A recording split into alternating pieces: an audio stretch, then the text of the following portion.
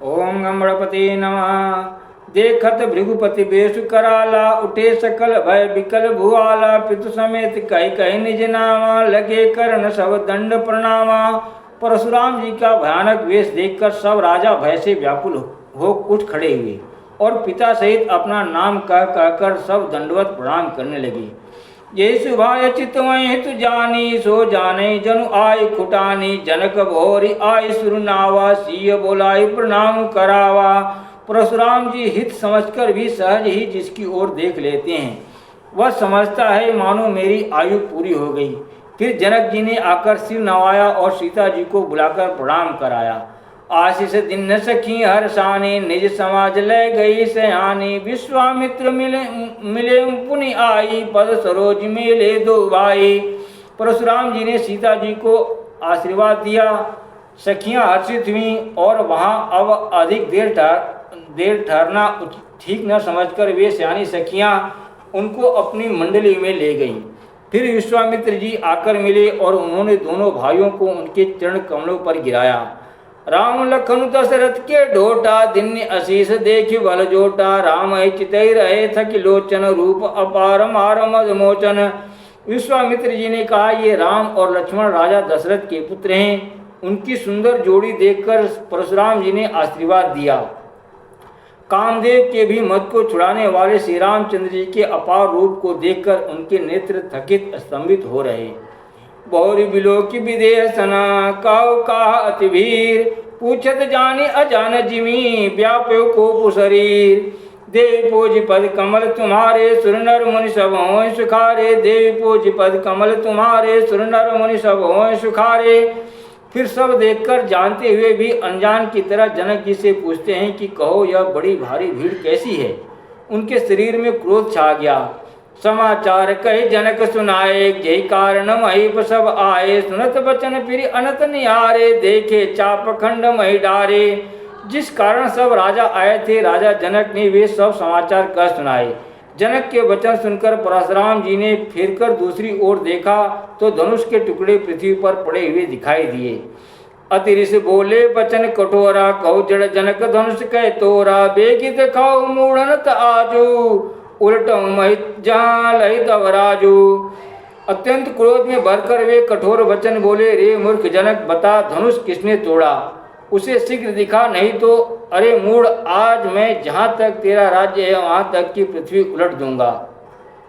अति डर उतर दे नृपुनाई, कुटिल भूप हर से मन माई। सुर मुनि नाग नगर नर नारी, सोचे सकल त्रास उर्वारी। राजा को अत्यंत डर लगा, जिसके कारण वे उत्तर नहीं देते। यह देखकर कुटिल राजा मन में बड़े प्रसन्न हुए। देवता मुनि नाग और नगर के स्त्री पुरुष सभी सोच करने लगे, सबके हृदय में बड़ा भय है।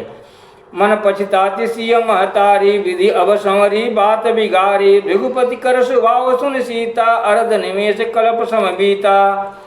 सीता जी की माता मन में पछता रही हैं कि हाय विधाता ने अब बनी बनाई बात बिगाड़ दी। परशुराम जी का स्वभाव सुनकर सीता जी को आधा क्षण भी कल्प के समान बीतने लगा। सबै बिलो के लोग सब, जानी जान की वीर। हृदय न हर्ष विषाद कछु, बोले श्री रघुवीर। देवी पूज पद कमल तुम्हारे, सुर नर मुनि सब हों सुखारे। देवी पूज पद कमल तुम्हारे, सुर नर मुनि सब हों सुखारे। तब श्री रामचंद्र जी सब लोगों को भयभीत देखकर और सीता जी को डरी हुई जानकर बोले। उनके हृदय में न कुछ हर्ष था न विषाद। नाथ शंभु धनु भंजन निहारा, हो क्यों एक दास तुम्हारा। आयस का कह किन मोही, सुन ईसाई बोले मुनि कोई। हे नाथ, शिव जी के धनुष को तोड़ने वाला आपका कोई एक दासी होगा, क्या आज्ञा है, मुझसे क्यों नहीं कहते? यह सुनकर क्रोधी मुनि रिसाकर बोले, सेवक सो जो करे सेवकाई। अरि करनी करि करिय लड़ाई, सुनो राम जय शिव धन तोरा। सहस बाहु सो समरिपु मोरा, सहस बाहु सम सोरिपु मोरा। सेवक वह है जो सेवा का काम करे, शत्रु का काम करके तो लड़ाई ही करनी चाहिए। हे राम सुनो, जिसने शिव जी के धनुष को तोड़ा है वह सहस्त्र बाहु के समान मेरा शत्रु है। सो बिल गाओ बिहाई समाजा, नत मारे जय है सब राजा। सुनि मुनि बचन लखन मुस्काने, बोले परशुधर ही अपमाने। वह इस समाज को छोड़कर अलग हो जाए, नहीं तो सभी राजा मारे जाएंगे। मुनि के वचन सुनकर लक्ष्मण जी मुस्कुराए और परशुराम जी का अपमान करते हुए बोले, बहु धनु ही तोरी लरिकाई, कबहु न असिरिस किन्न गोसाई, ए धन पर ममता के हेतु, सुन रिसाई का भृकुल केतु। हे गोसाई, लड़कपन में हमने बहुत सी धनुइयाँ तोड़ डाली, किंतु आपने ऐसा क्रोध कभी नहीं किया। इसी धनुष पर इतनी ममता किस कारण से है? यह सुनकर भृगुवंश की ध्वजा स्वरूप परशुराम जी कुपित होकर कहने लगे, रे नृप बालक काल बस, बोलत तो ही न समार, धनु ही सम त्रिपुरारी धनु, विदित सकल संसार। देवी पूज पद कमल तुम्हारे, सुर नर मुनि सब होय सुखारे, देवी पूज पद कमल तुम्हारे, सुर नर मुनि सब होय सुखारे। अरे राजपुत्र, काल के वश होने से तुझे बोलने में कुछ भी होश नहीं है। सारे संसार में विख्यात शिव जी का यह धनुष क्या धनुही के समान है? लखन कहाँ से हमरे जाना, सुनहु देव सब धनुष समाना, काछति लाहु जून धनु तोरे, देखा राम नयन के भोरे। लक्ष्मण जी ने हंसकर कहा, हे देव सुनिए, हमारे जान में तो सभी धनुष एक से हैं, पुराने धनुष के तोड़ने में क्या हानि लाभ। श्री रामचंद्र जी ने तो इसे नवीन के धोखे से देखा था। च्युत टूट रघुपति न दोषु, मुनि बिनु काज करिय कत रोसु, बोले चितई परसु की ओरा, रे सठ सुने सुभाव न मोरा। फिर यह तो छूते ही टूट गया, इसमें रघुनाथ जी का भी कोई दोष नहीं है। मुनि, आप बिना ही कारण किस लिए क्रोध करते हैं? परशुराम जी अपने फरसे की ओर देखकर बोले, अरे दुष्ट, तूने मेरा स्वभाव नहीं सुना। बालक बोली बधऊ नहीं तोई, केवल मुनि जड़ जानहि मोहि, बाल ब्रह्मचारी अति कोई, विश्व विदित क्षत्रिय कुल द्रोही। मैं तुझे बालक जानकर नहीं मारता हूँ। अरे मूर्ख, क्या तू मुझे नीरा मुनि ही जानता है?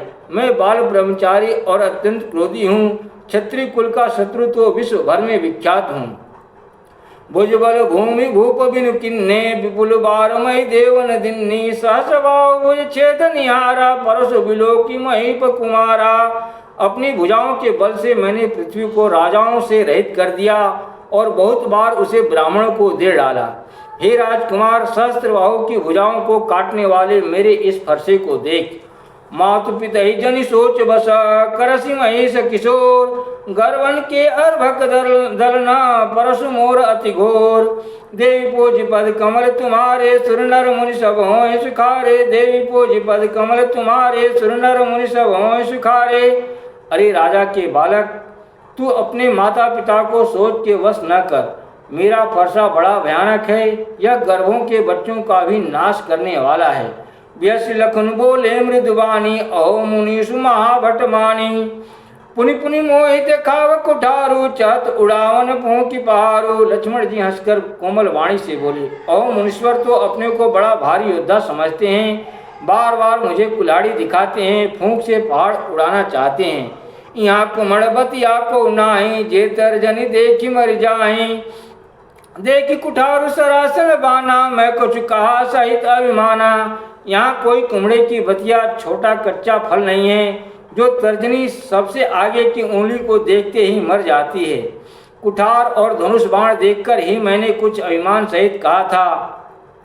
भृगुसुत समुझ जनेऊ बिलोकी, तो कछु कहूँ सहूरिस रोकी, सुरमय सुर हरिजन और गाई, हमरे कुल इन पर न सुराई। भृगुवंशी समझकर और यज्ञोपवीत देखकर तो जो कुछ आप कहते हैं उसे मैं क्रोध को रोक कर सह लेता हूँ। देवता, ब्राह्मण, भगवान के भक्त और गौ, इन पर हमारे कुल में वीरता नहीं दिखाई जाती। बांधे पापु अब कीरति हारे, मारता हूँ पाप परिय तुम्हारे, कोटि कुलिस सम वचन तुम्हारा, व्यर्थ धरौ धनु बाण कुठारा। क्योंकि इन्हें मारने से पाप लगता है और इनसे हार जाने पर अपकीर्ति होती है, इसलिए आप मारे तो भी आपके पैर ही पड़ना चाहिए। आपका एक एक वचन ही करोड़ों वज्रों के समान है।